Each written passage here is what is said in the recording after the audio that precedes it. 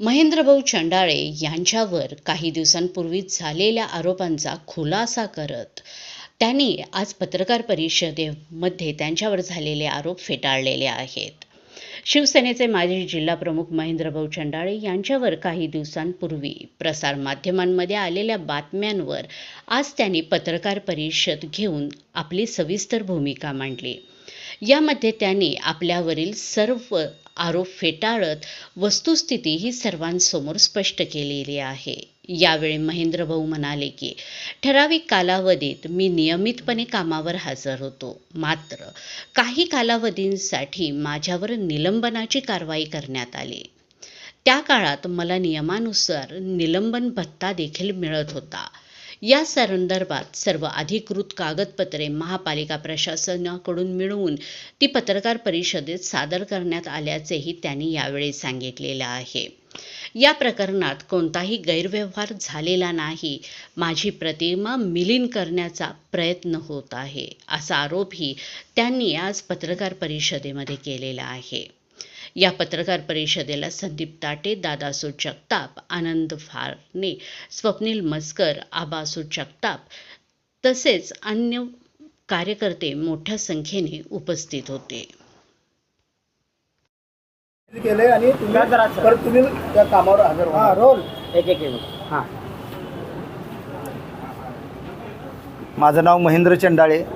मी 2001 साली महापालिकेमध्ये लाडपागे समितीच्या शिफारशीच्या अनुषंगाने वारसा हक्काने नियुक्ती मिळाली.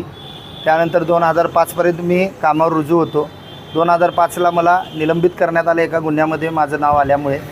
आणि त्यानंतर मी जामीनवर असताना उदरनिर्वाह निधी म्हणून शासनाची जी तरतूद आहे, ज्या निलंबित कर्मचाऱ्यांना ती दिली जाते, ती देण्यात येत होती.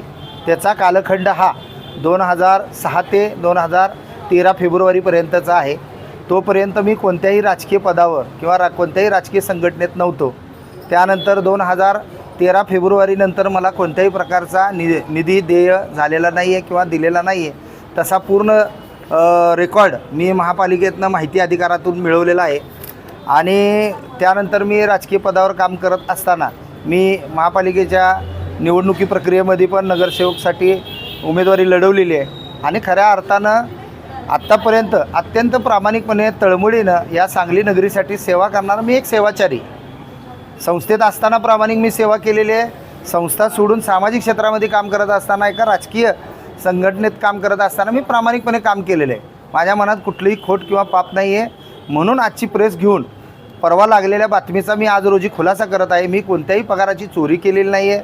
मी कोणत्याही चुकीच्या पद्धतीनं महापालिकेतनं कोणत्याही प्रकारचा निधी घेतलेला नाही आहे. खऱ्या अर्थानं महापालिकेच्या काही आडमुठे धोरणाला मी प्रत्येक वेळी विरोध करून त्या ठिकाणी संघर्ष केलेला आहे. जर मला तिथनं काही मिळत असतं तर कदाचित मी अशा काही गोष्टी केल्या नसत्या. हे त्याचा सक्षम पुरावा आहे. आणि खऱ्या अर्थानं आपण जर पाहिला की मागच्या 2 वर्षामध्ये आपण कृष्णामाईसारखा चांगला महोत्सव या ठिकाणी साजरा करू शकलो. या सगळ्यामुळं माझी झालेली सांगली नगरीतली प्रतिमा पाहता कुणाच्या तरी मनामध्ये द्वेषभावना आली आणि त्याला आधारित हे माझ्या विरुद्ध कटकारस्थान करून माझ्या नावाची बदनामी करण्यासाठी केलं गेलेलं हे षडयंत्र होतं.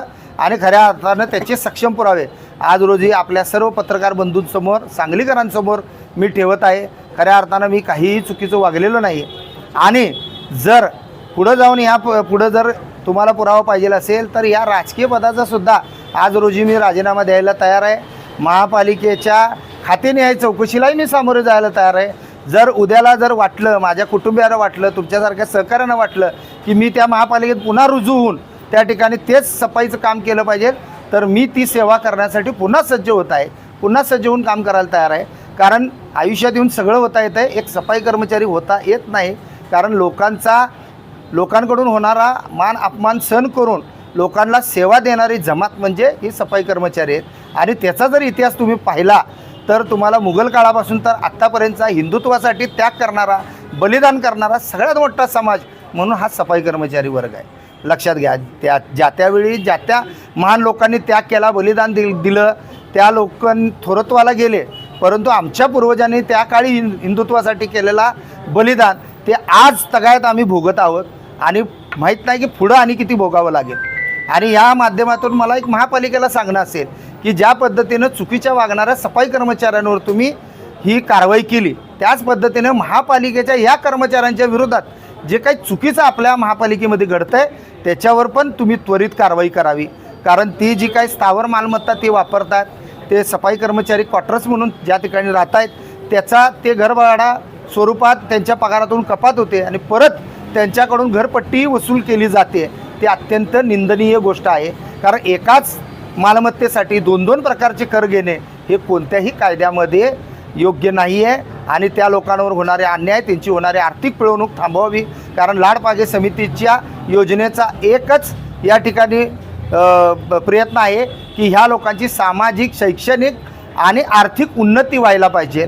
जर तुम्ही आर्थिक उन्नतीच त्यांची खोडीत काढला तर सामाजिक होणार नाही, शैक्षणिक होणार नाही.